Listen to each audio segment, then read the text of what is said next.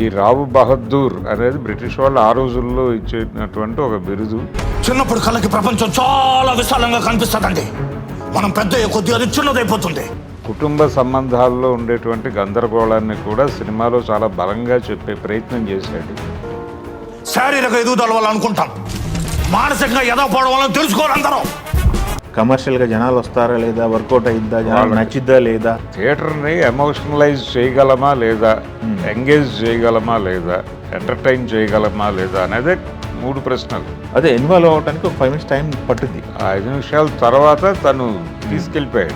Mahesh Babu voice ఓవర్లో ఇచ్చాడు, మనం ట్రైలర్ రిలీజ్ చేశారు కదా. సంవత్సరం క్రితం చావాల్సిన వాడిని ప్రాణాలతో ఉంచగలదు. Drama meets magic. సత్యదేవ్ మీద ఒక ఒపీనియన్ ఉంది జనాల్లో, అతను ప్రాపర్గా సెలెక్ట్ చేసుకుంటాడు అనేది ఒక మంచి ఒపీనియన్ ఉంది. థియేటర్ వరకు వస్తారు జనాలు, థియేటర్లోకి వచ్చిన జనాలు పాజిటివ్గానే రియాక్ట్ అవుతారు బయటకు వెళ్ళేటప్పుడు. సత్యదేవ్ నటించినటువంటి రావు బహదూర్ సినిమా చూసొచ్చాం ఇప్పుడే. ఎలా అనిపించింది మీకు? థియేటర్ పరిస్థితి ఏంటి? ఆడియన్స్ అంటే ఆడియన్స్ కొంత కన్ఫ్యూజన్లో, సినిమా బాగుందా బాగాలేదు చెప్పలేని పరిస్థితుల్లో ఇంటర్వెల్ నాటికి తేలారు. క్లైమాక్స్ నాటికి క్లారిటీ వచ్చిందా? క్లారిటీ వచ్చింది, కాన్ఫిడెంట్గానే బయటకు వచ్చారు. అంటే సినిమా ఎంగేజింగ్గా ఉంది, సాధారణ ప్రేక్షకుడికి కావలసిన ట్విస్టులతోనే నడిచింది. అంటే స్క్రీన్ ప్లే మ్యాజిక్ ఉంది సినిమాలో. ఆ స్క్రీన్ ప్లే మ్యాజిక్ ఒకటే ఉంటే సరిపోదు, దానిలో అండర్లేయర్గా చాలా విషయాలు నడిపాడు. అందులో పర్టికులర్గా రంగుకి సంబంధించినటువంటి ఒక వివక్ష నడుస్తుంది సమాజంలో. నల్లగా ఉన్న వాళ్ళ పట్ల ఒక వివక్ష నడుస్తుంది. అంటే నలుపు నారాయణ స్వరూపం అంటారు, కానీ ఆ రకమైనటువంటి ఇలాంటి లేయర్స్ చాలా పెట్టుకున్నాడు సినిమాలో. పర్టికులర్గా వివక్షకి సంబంధించి, అలాగే కుటుంబ సంబంధాల్లో ఉండేటువంటి గందరగోళాన్ని కూడా సినిమాలో చాలా బలంగా చెప్పే ప్రయత్నం చేశాడు. దాంతోపాటు కుటుంబ సంబంధాలు అని అనలేం, కానీ మానవ సంబంధాల్లో ఉండేటువంటి గందరగోళం. అంటే పక్క మనిషిని నా ప్రాపర్టీ అని అనుకోవటంలోనే తప్పు ఉంది. అది పిల్లలైనా భార్య అయినా ఎవరైనా సరే, నా ప్రాపర్టీ అనుకున్న తర్వాత నేను చెప్పిన మోడల్లో ప్రపంచం ఉండాలి అనేటువంటి పరిస్థితి వస్తుంది. అది వచ్చిన తర్వాత అవతల వాళ్ళ మీద విపరీతమైన ప్రెజర్ బిల్డ్ అవుతుంది. ఆ ప్రెజర్లో నుంచి వాళ్ళ నిర్ణయాలు వాళ్ళు ఎంత వైలెంట్గా తీసుకుంటారు అనేది కూడా ఈ సినిమాలో ఒక లేయర్ నడిపాడు. పర్టికులర్గా హీరోయిన్ క్యారెక్టర్. అలాగే నీకు తెలిసిన నిజం మాత్రమే, ఎవరి నిజం వాళ్ళకు ఉంటుంది అనేది ఒక జనరల్ అప్పీల్ ఒకటి ఉంది. ఒక రకంగా ఎస్ఎల్ భైరప్ప గారు రాసినటువంటి వంశవృక్ష అనేటువంటి ఒక కన్నడ నవల ఉంది.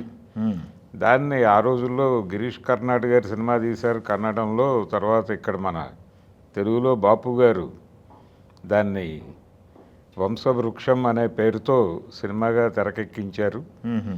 కొంచెం ఆ ఛాయలు కూడా కనిపిస్తాయి. అంటే ఒక పెద్ద వంశం మాది, ఒక పెద్ద లెగసీ అనేటువంటి ఒక ఫీలింగ్లో ఉంటుంది ప్రపంచం. ఈ పర్టికులర్గా ఈ రాజవంశాలకు చెందినటువంటి వాళ్ళు, అది ఏ రాజవంశమైనా కావచ్చు, జమీందారీ వంశం అందాం, రాజవంశాలు కూడా కాదు ఇవి, జమీందారీలు.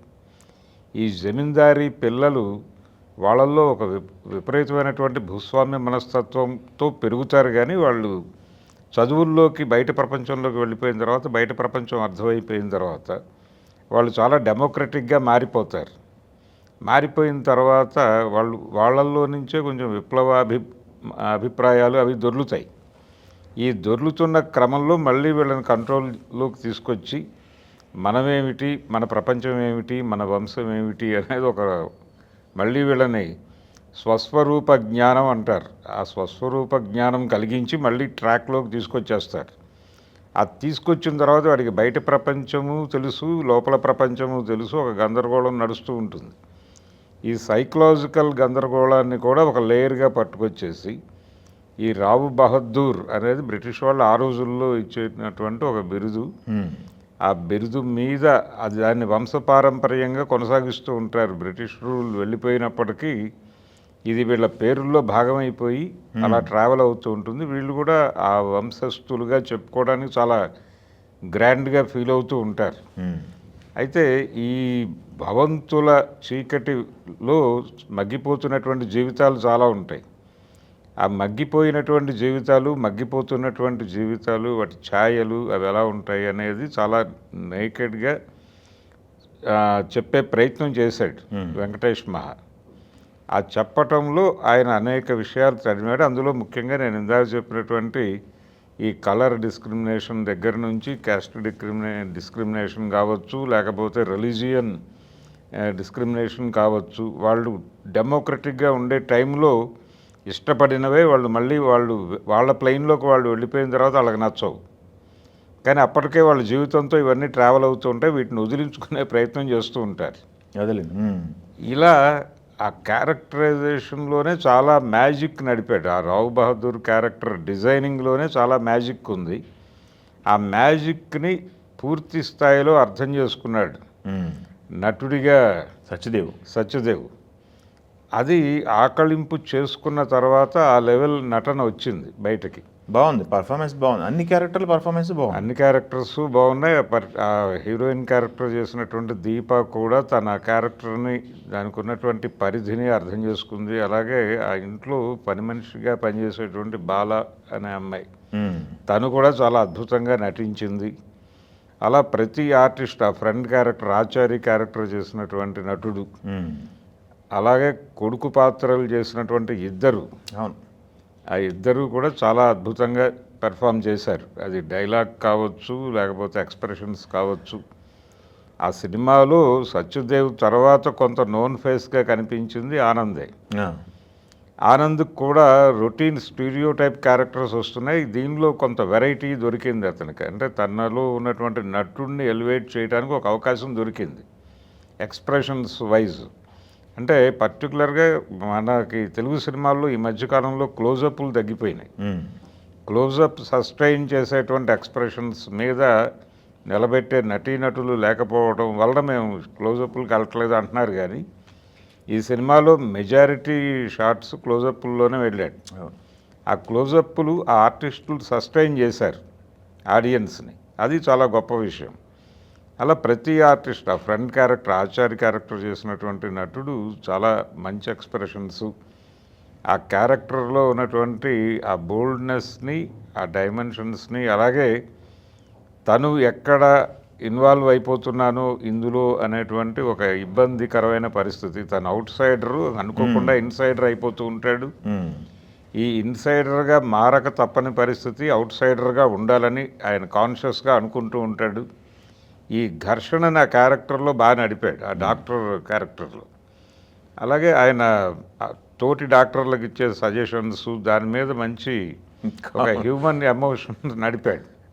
బాగుంది, కొంత ఫన్ కూడా జనరేట్ చేసే ప్రయత్నం జరిగింది. డెఫినెట్గా, అంటే ఎంటర్టైనింగ్గా కూడా ఉంది సినిమా. Entertainment miss కానివ్వలేదు. తను చెప్పదలుచుకున్న విషయాలన్నీ చెప్పాడు. అలాగే పర్టికులర్గా ఈ భూస్వామ్యం సంబంధాలు అంటాం, కానీ అదొక అరిస్టోక్రసీ గొడవ. ఆ నేచర్ ఉన్నటువంటి వాళ్ళు ఎలా ఉంటారు, వాళ్ళ జీవితాన్ని ఎలా చూస్తారు, అవన్నీ బాగా పట్టుకున్నాడు, స్టడీ చేశాడు. ఓవరాల్గా ఒక మంచి సినిమా. అంటే అతని నుంచి ఏ రకమైన కంటెంట్ ఎక్స్పెక్ట్ చేస్తారో ఆడియన్స్, అలాంటి కంటెంటే డెలివర్ అయింది. ఇది అంటే ఇదేదో కొంచెం ఇంటలెక్చువల్ ప్లెయిన్లో నడిపాడు సినిమాని అని ఎవరైనా అనుకుంటే పొరపాటే. అతను మాస్ ఆడియన్స్ కూడా సినిమా కనెక్ట్ అవుతుంది. కాకపోతే చాలా సందర్భాల్లో వీళ్ళు అనుకున్న లేయర్స్ ప్రాపర్గా ఆడియన్స్కి కనెక్ట్ కావు. ఈ సినిమాలో అలాంటి ప్రమాదం జరగల. అతను అనుకున్న ప్రతి లేయర్ని చాలా పద్ధతిగా జనంకి కనెక్ట్ అయ్యే పద్ధతిలోనే తీసుకెళ్ళాడు. ఆ తీసుకువెళ్ళగలగటం అనేది సక్సెస్. డైరెక్టర్ విజయం సాధించేశాడు అక్కడికి. అందుకని ఇది ఏదో సరదాగా థియేటర్కి వెళ్ళటం కాదు. ఇప్పుడు ఎవరు ఏ సినిమా అటెంప్ట్ చేసినా అంతిమంగా మీరు ఆడియన్స్కి కొన్ని కొత్త విండోస్ ఓపెన్ చేయాలి. ఓపెన్ చేసిన తర్వాత మాత్రమే వాళ్ళు బయటకు వచ్చి రియాక్షన్ పాజిటివ్గా వస్తుంది. అందుకని దానికి సంబంధించి ఆడియన్స్ నుంచి ఒక పాజిటివ్ నోట్ తీసుకురాగలిగినటువంటి సరంజామా అయితే ఉంది సినిమాలో. అందుకని అంటే ఒకటి regular commercial cinema, regular cinema చూద్దాము అని లోపలికి వెళ్ళిన వాళ్ళకైతే ఇది సర్ప్రైజ్ లా ఉంటుంది. అంటే దీని తాలూకా ప్రమోషనల్ కంటెంట్ కూడా అలాంటి అభిప్రాయం కలిగించలేదు. అదే. కలిగించలేదు. మా ఒక డిఫరెంట్ సినిమా చూడబోతున్నాం అనేది అతను ముందు చేసిన సినిమాలు, అది కంచరపాలెం కావచ్చు, లేకపోతే ఉమామహేశ్వర ఉగ్రరూపస్య, అది రీమేక్ సినిమా అయినప్పటికీ కూడా తన మార్కు మ్యాజిక్ ఉంటుంది ఆ సినిమాలో కూడా. అలాగే ఆర్టిస్ట్ సెలక్షన్ మీద చాలా ఎక్కువ ఫోకస్ పెడతాడు అతను. ఈ కాస్టింగ్ వైజ్ చాలా కేర్ తీసుకుంటాడు. ఆ కేర్ అన్ని సినిమాల్లోనూ కనిపించింది మనకు. అక్కడి నుంచి మొదలు పెడితే, కంచరపాలెం దగ్గర నుంచి మొదలు పెడితే ఈ సినిమా వరకు కనిపించింది. మధ్యలో తను రచయితగా కొన్ని సినిమాలకు పనిచేశాడు. ఆ సినిమాల గురించి మాట్లాడుకోకుండా ఉంటే, ఈ సినిమాలో డైరెక్టర్గా తను కథని ఎలా ఊహించుకుంటాడో ఆ ఊహించుకున్న దాన్ని చాలా పద్ధతిగా ఎగ్జిక్యూట్ చేశాడు, తెర మీదకు తీసుకొచ్చాడు. అందుకు ప్రత్యేకంగా అభినందించాలి. అంటే తెలుగు సినిమాకి ఒక సౌండ్ డైరెక్టర్ ఇతను. అది మనకు ఆల్రెడీ ఆ 2 సినిమాలు అర్థం చేయించినాయి, కానీ ఈ సినిమా ఇంకొంచెం బలంగా చెప్పింది. ఆర్టిస్టుల నుంచి పెర్ఫార్మెన్స్ తీసుకోవటం కానీ, వాళ్ళకి క్యారెక్టర్లు అర్థం చేయించటం కానీ. ఇలాంటి థాట్ ఒకటి, ఈ రకంగా ఆలోచించాలి, ఇలాంటి సినిమా తీయాలన్నా కానీ గట్స్ ఉండాలి. ఎందుకంటే కమర్షియల్గా జనాలు వస్తారా లేదా, వర్కౌట్ అయిద్దా, జనాలు నచ్చిద్దా లేదా, అవును, చాలా రకాల క్యాల్కులేషన్స్ ఉంటాయి కదా అసలు. అవును, సినిమా అంటేనే లెక్కలు ఉంటాయి కదా. థియేటర్ని ఎమోషనలైజ్ చేయగలమా లేదా, ఎంగేజ్ చేయగలమా లేదా, ఎంటర్టైన్ చేయగలమా లేదా అనేదే 3 ప్రశ్నలు.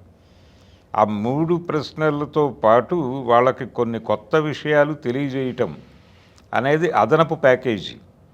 దీనిలో ఆ 3 నడిపాడు అతను. అదేలేండి. ప్రారంభం కొంచెం ఏదో ఎక్కడో వెళ్తోంది సినిమా అనిపించినప్పటికీ, అదే ఇన్వాల్వ్ అవ్వడానికి ఒక 5 minutes టైం పట్టుద్ది. అవును, ఆ 5 నిమిషాల తర్వాత తను తీసుకెళ్ళిపోయాడు. పెద్దగా హడావిడి హంగామా లేదు. ఒక భవంతి, దాని చుట్టూ నడిపినటువంటి సినిమా. లిమిటెడ్ ఏరియాలో మాత్రమే ఈ సీజీ వర్కులు అవి వాడుకున్నాడు. చాలా క్రమశిక్షణతో తీసినటువంటి సినిమాలాగా ఉంది అది. చాలా పద్ధతిగా, నిజాయితీగా చెప్పదలుచుకున్న విషయాన్ని వాళ్ళు ప్రపంచం ముందుకు తీసుకొచ్చారు. మహేష్ బాబు వాయిస్ ఓవర్లో ఇచ్చాడు, మొన్న ఒక ట్రైలర్ రిలీజ్ చేశారు కదా. అవును, నాకు నచ్చింది, మీరు చూడొచ్చు అన్నట్టుగా. ఎంబీ కార్పొరేషన్స్ కొలాబరేషన్ గురించి మాట్లాడాడు. అంటే ఒక ప్రాజెక్ట్ని డిజైన్ చేసుకోవటము, దాన్ని ఎవరైతే ప్రాపర్ ఇన్వెస్టర్స్ ఉంటారో వాళ్ళకి అర్థం చేయించటము, అలాగే సినిమా ఎంతవరకు నడుస్తుంది అనేది కూడా ఒక సందేహం ఉంటుంది. కాబట్టి అవునవును, ఇలాంటి అటెంప్ట్స్లో ఉండాల్సినటువంటి డిసిప్లిన్ పాటించారు వీళ్ళు. అదేలేండి, అటెంప్ట్ అయితే జెన్యున్గా ఉంది. బట్ ప్రేక్షకులు ఎంతవరకు థియేటర్కి వెళ్తారనేది చూడాలి. లేదు, మూవ్ అవుతారా. అంటే సత్యదేవ్ మీద ఒక ఒపీనియన్ ఉంది జనాల్లో. అతను ప్రాపర్గా సెలెక్ట్ చేసుకుంటాడు అనేది ఒక మంచి ఒపీనియన్ ఉంది. కాకపోతే మధ్యలో కొన్ని మిస్ఫైర్ అయిన సినిమాలు ఉన్నాయి, కానీ కొంత అతను సెలక్షన్ మీద ఒక కాన్ఫిడెన్స్ ఉంది ఆడియన్స్కి. అలాగే వెంకటేష్ మహా మీద కూడా ఒక నమ్మకం ఉంది ఆ ముందు 2 సినిమాల నుంచి. సో థియేటర్ వరకు వస్తారు జనాలు. థియేటర్లోకి వచ్చిన జనాలు పాజిటివ్గానే రియాక్ట్ అవుతారు బయటికి వెళ్ళేటప్పుడు. ఇంటర్వెల్ వరకు వేరు. ఇంటర్వెల్ వరకు అతను నెమ్మదిగా లాక్ చేసుకుంటూ వెళ్ళాడు. ఆ లాక్స్ ఓపెన్ చేసుకునే పద్ధతి జనరల్గా ఫార్మాటే. అదే అంతకుమించి భిన్నమైన ఫార్మాట్ కాదు, కానీ ప్రతి సీన్ని ఎంగేజింగ్గా నడుపుకుంటూ వెళ్ళాడు. చెప్పదలుచుకున్న విషయం అంటే ఎక్కడ ల్యాగ్ లేకుండా అలా ట్రావెల్ అయిపోతూ వెళ్ళింది. సాంగ్స్ కొత్తగా ఉన్నాయి, అలాగే దాని తాలూకా ప్రజెంటేషన్ చాలా కొత్తగా ఉంది. మ్యూజిక్ని సినిమాకి ఎలా వాడుకోవాలో అలాగే వాడుకున్నారు. ఆర్ఆర్ చాలా బాగా చేయించుకున్నారు. ప్రతిదీ కెమెరా వర్క్ దగ్గర నుంచి మొదలు పెడితే ప్రతిదీ చాలా పద్ధతిగా చేసుకున్నారు. వాళ్ళ అంటే ముందే ఆలోచించుకుని, స్కీమ్ చేసుకుని ప్రాపర్ ఎగ్జిక్యూషన్లోకి వెళ్ళటం వలన ఈ సినిమా నిరుత్సాహపరచని ఒక ప్రాజెక్ట్ ఇచ్చినందుకు గాను అతన్ని అభినందించాలి. Okay, thank you. Telugu one